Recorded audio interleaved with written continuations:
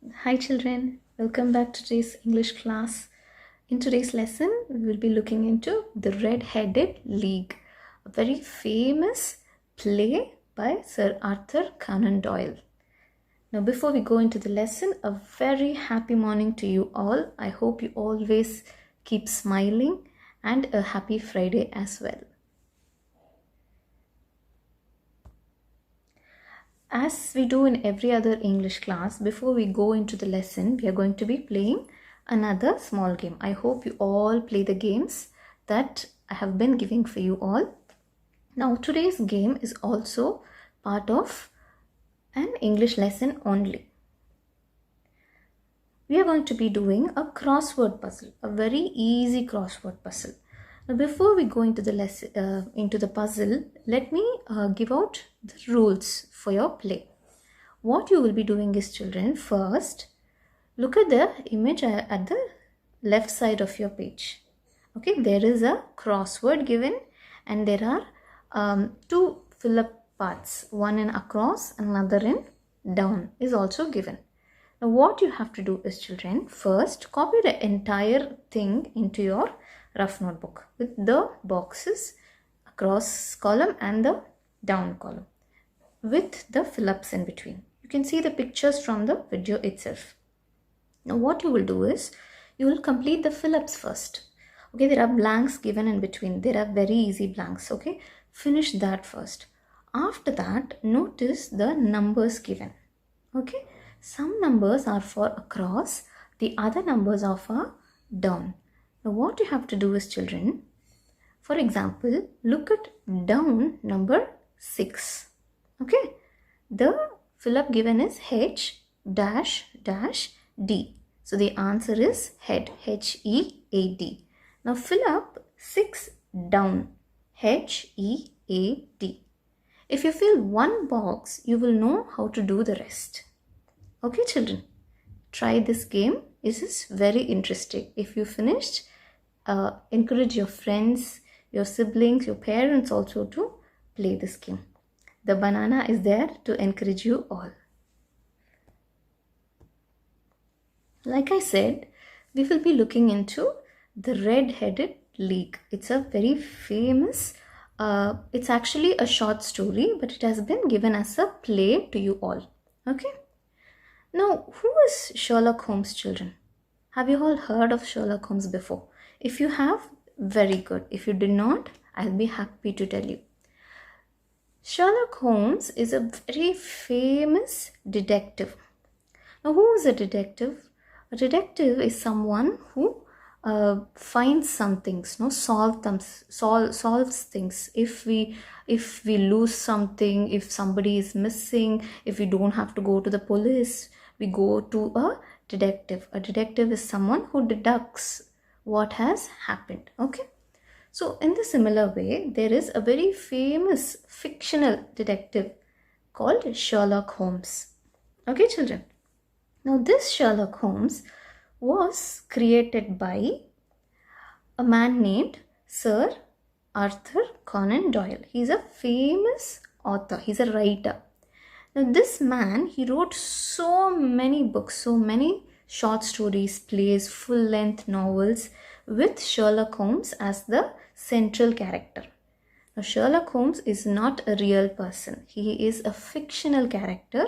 Fictional means he's not real. He does not exist in real life. He is a fictional character created by Sir Arthur Conan Doyle in his stories. Now, Sir Arthur Conan Doyle created Sherlock Holmes to be a detective. So what does Sherlock do when people go to him with problems, saying this is missing, that is missing, some relative of theirs or friend of theirs is missing? Sherlock Holmes will use his brain and he will deduct the crime. He will unravel the mystery and find out what happens. Also keep it in mind, Sherlock Holmes is created to be the smartest human being ever. Okay, he is so smart. Any crime he just solves like this. But remember, children, Sherlock Holmes is not a real person.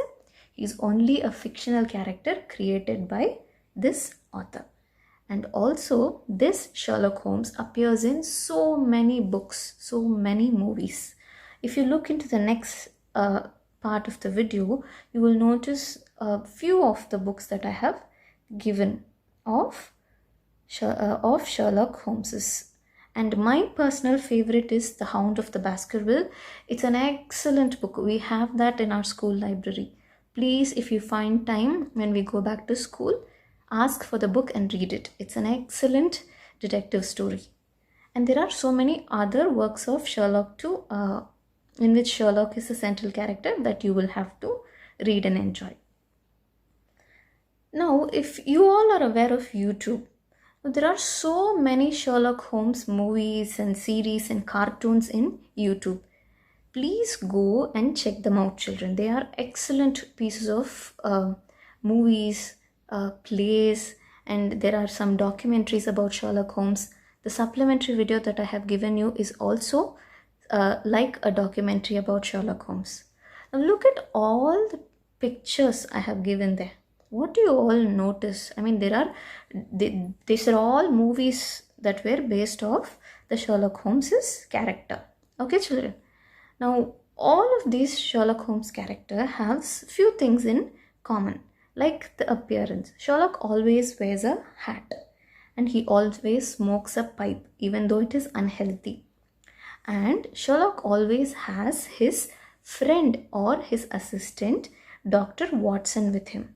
Now, Dr. John Watson is a friend of Sherlock Holmes, but he also helps Sherlock in solving most of the crimes. Okay, children. Now, before we go into the story, before I narrate the story to you, let us look into the characters of the Red-Headed League.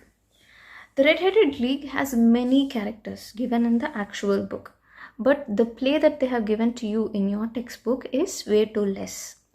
And I'm only going to point out the major characters here. Of course, there is Sherlock Holmes, there is Dr. Watson, there is a man called John Clay, and or his other name is Vincent Spaulding.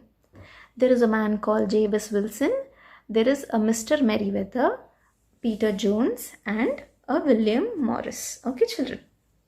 Now the story surrounds around Sherlock Holmes. He is the main character. He is the protagonist. And Sherlock is assisted by Dr. Watson, his friend. Now Jabez Wilson is the client who comes to Sherlock for help. Now, Jabez wants some help, so he comes to Sherlock. Okay. Now the other characters, let's see how they are related to the story. Okay, children. Okay, it's story time. Now, the Red-Headed League is quite a bit of a story. They have condensed it, they have made it very small and given it to you in your textbook. But I want you all to know the story in its full. So, let's do it as two parts. In part 1, in today's class, we will be looking at the background of the story. What happens before the story actually begins. And also, we'll cover the scene 1 given in your textbook. Okay, children? So what is the background of the story? What happens before the story actually begins? Now, Sherlock lives in London, in England, London. He lives in a fictional place called 221 Baker Street. Okay, these are not real places. 221 Baker Street is an imagined place written by the author. And he is an Englishman because since he being in London, he should be an Englishman. Okay, children. Now, Sherlock is having his house in 221 Baker Street. He lives with his friend, Dr. Watson. But what happens? There is some rift between them. Dr. Watson chooses to move out. And he often comes to visit his friend Sherlock. Okay. Now, one evening, when Dr. Watson is coming into Sherlock's apartment, he notices there is a red-haired man. Now, will hair be red in color? We all have black hair. Some of us have brown hair, some of us might have dark brown hair. If hair turns grey, we get grey hair. Otherwise, if we color only, we get other colors. But in Western countries, due to the weather and the origins, people have different hair colors. Okay. Now, Mr. Jabez Wilson has bright red colored hair. if you look at the picture that I have given and the picture in your textbook, Jabez Wilson has bright red color hair. Now, what is the name of the story? The Red-Headed League. Does these two have any connections? Let's see. So Jabez Wilson has come to Sherlock with a problem. Sherlock is sitting there and patiently listening to what Jabez Wilson has to say. And when this is happening, Dr. Watson also is walking in.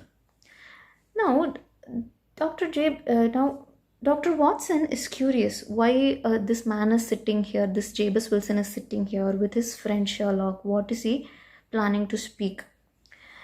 And as they are sitting and Sherlock is quietly listening to this man, Jabez is narrating his story. Now, Jabez owns a pawnbroker shop. You all know, right? Where you will go and sell gold or any valuables for money, or we can exchange it for something else. So, Jabez Wilson owns a pawnbroker shop. Okay. And he's the owner of the place. Okay. And he has an assistant named John Clay. Okay. This assistant's name is John Clay. That is what the assistant claims to be. And one day when Jabez is walking into the store, into his store, John Clay says, Jabez, look at this advertisement. I found it. It is called for a place called the Red-Headed League. So only people with red head can go and join in this association. And you will get paid handsomely to do work there. Now Jabez is curious, why is this place named the Red-Headed League and how are they paying such good money? He decides to just go and check out the place. So Jabez, with the advertisement in hand, goes to the Red-Headed League.